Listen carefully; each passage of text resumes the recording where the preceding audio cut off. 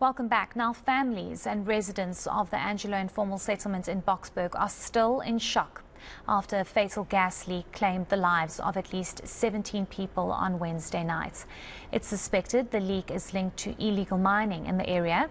The Gauteng legislature is calling for law enforcement agencies to develop specialised units that will help eliminate illegal mining in the province. Action Aid's Sifiso Dladla joins us now for more on this. Thank you so much for your time. We do appreciate it. I covered the story on Thursday morning, and I was really affected by what we saw. I mean, people living in absolute squalor, having to be subjected to this, being held at ransom by, allegedly by the illegal miners, by the Zamas. What do you make of this? Because many are saying this was bound to happen. Of course, Heidi, maybe let's begin by sending our heartfelt condolences to the Angelo Informal Settlement people that lost their lives. And I think artisanal mining in South Africa has been a ticking time bomb, because there's always a thing that encourages people to get into it, because one, people are poor. Some of the residents that you've spoken to during the week have expressed that they are gaining from artisanal mining. Incidents like this are so unfortunate, because those could be avoided if the trade was to be formalized and government would know who's where, who's touching where, and Parliament would then have to formulate a legislation to be able to regulate this, so that we are able to put a finger on everything that is happening. It's not that it's only happening in informal trade, it also happens in large-scale mining, and we pay less attention to such when it happens in formal mining companies, because they can contain everything. But this time around, we do everything to fashion the illegal mining or Zama's trade as diabolical as it is, as if nothing good comes from it. Now it's time that government changes this, so that people are able to earn an honest living and government benefits from this. I want to speak about what actually happened, because we do know that they use those gas canisters, those gas cylinders to mine, and it's part of their whole illegal process that happens there. But I think what people were shocked about was the fact that it was so lethal, because from what we're hearing from residents, one of the Zamas opened up the gas like they always do. They walked away, and then it was just a catastrophe. What, from your understanding, what actually happened there? So, from the little knowledge that I have, is that it was a misconduct with little knowledge of the amount of how hard the gas is. So such gases can never be left lying around, because even in large-scale mining, there are people who are trained for this, who are qualified to be able to deal with these. It's not just a general miner.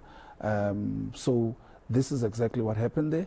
And as a result, 17 people lost their lives. Yes, I mean, the youngest that was hospitalized was just 2 months old. We actually don't have an update as to whether or not that baby has been discharged. I want to speak about how this is going to be brought under control, if at all. I've covered many stories with the Provincial Police Commissioner, Elias Mawela, really at pains to try and bring the situation under control. But today, they demolish those structures. Tomorrow morning, they're back. And it just seems as though it's a vicious cycle that does not stop. Heidi, this is not only a South African problem. Artisanal mining is there globally. Some countries are doing very well in ensuring that they address this by ensuring that you decriminalize the trade, because the economy is not creating any job opportunities. Large-scale mining are toning down, and people are laid off.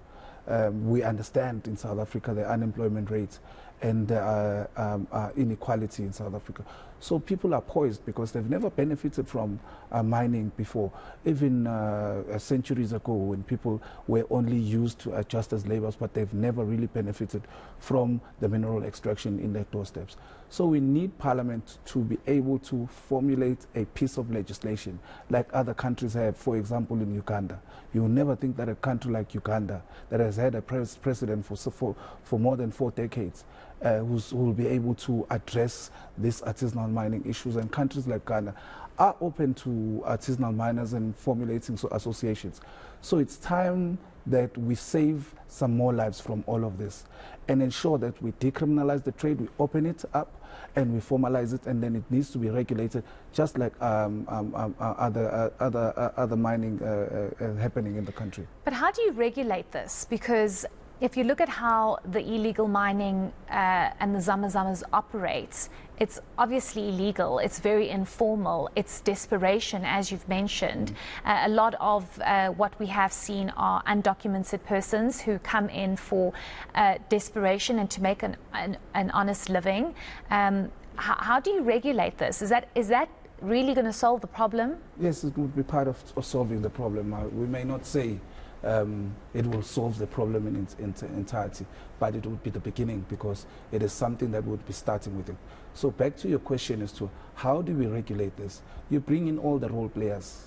You bring in your Council of Geosciences, you bring in trade and industry, you bring in municipalities, you bring in everyone, including the National Association of Artisanal Miners. You bring mining affected communities into the fore, and you formulate, and then, because, Heidi, one of the cornerstones of our constitution is meaningful public participation, and this should be it, so that everybody who's in there is able to be accounted for. Just like informal mining, then people who want to work will have to register under a cooperative where everybody will be accounted for. And then, for example, if large-scale minings are applying for mining licenses, if the lifespan of a mine is 35 years, then maybe you take the 20 years, you give it to the large-scale mining, you take the 15 years, the last 15 years, you give it to artisanal mining. Is there political will, though? Because you're saying, you know, everybody needs to come together, and indeed, all stakeholders need to get involved. But is there a will to do this? Law enforcement has tried. Parliament doesn't even want to consider. I remember I had an informal discussion with the PC Portfolio Committee Chair to say, when are we going to begin to speak about artisanal mining? And all the time, even the minister, even all the government people are only considering artisanal mining or seeing artisanal mining as illegal. Now that's where we need to begin, by decriminalizing the trade, so that we are able to speak, just like in Texas. Also in around the cities, you see waste collectors or waste pickers, but nobody says anything about them, because they are not a threat to the big establishments. So with this time around, and there's belief that there are high political profiles who are benefiting from artisanal mining. So if you were to address this, then it would mean that they lose money. As a result, you see many former ministers are in boards of mining companies, and you see mining companies being able to give funding to different political parties.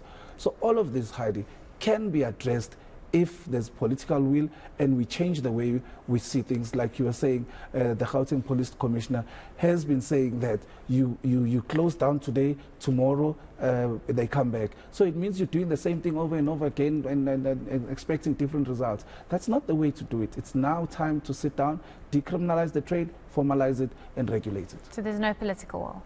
None whatsoever at the moment that we are seeing, because there's only one. Last year, government published a small-scale and artisanal mining policy around March. We only had one consultation process, and after that, it was published, and nothing has been done after that. In Kimberley, in 2018, for the first time in the history of the mining in the country, they were issued a mining permit. Government did anything after that? They just issued a mining permit as well as Coffee Fontaine.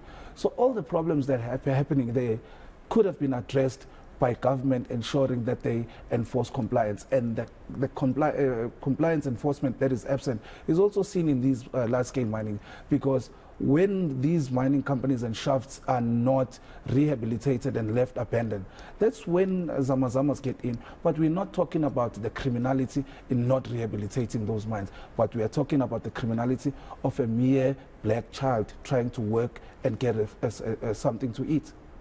I want to speak about these big mines and big businesses and their role in all of this, because there have been many calls for these mines, these disused mines, to shut down completely, because obviously these Zamazamas move in, they try and mine whatever is left. It's a deadly game. I mean, we've heard of these turf wars between different Zamazamas. but also looking what has happened now with 17 people dying because of that gas cylinder being open. What is their role in all of this? Surely they should also be questioned and put pressure on in terms of either rehabilitating these mines or making sure that they're completely shut off. It goes back to them. What is the real reason as to why they are funding different political parties? Why ex-government ministers are in their boards? So that they are protected by the law, as well as other arms of the state, so that they are able to do what they can do. Because remember, their sole purpose of operating is to make profits. So once they make profits, they can leave. And in South Africa, it's very rare to hear of a mine closure certificate being issued to a mining company, simply because that means that once the mine has rehabilitated wherever they worked and government comes and checks and ensure that everything is okay and issues a mine closure certificate, it means whatever happens after that, the government will be liable. And so now the government is not doing that simply because they're running away from the responsibility, because they're not part of the mining process. They cannot tell whoever is mining how to mine, when to mine. But it's there on pieces of legislation, it's there on the policies. But there's a lack of compliance enforcement. Hence, mining companies are doing as they please. Some are operating without even fulfilling their social and labor plans. It's a very, very worrying picture. Just lastly, what do you think is going to happen to this community of Angelo? Not just Angelo, I don't know how many communities are affected by this. How many stories like this go unreported as well. You know, when we were there on Thursday and Friday, the community is pleading with government to help them. I mean, some of them don't even have food to eat. That's how desperate they are. So it's unfortunate that the community can never be the same. But it's the same thing. Wherever there's mining, it's always the case. Communities are never left the same.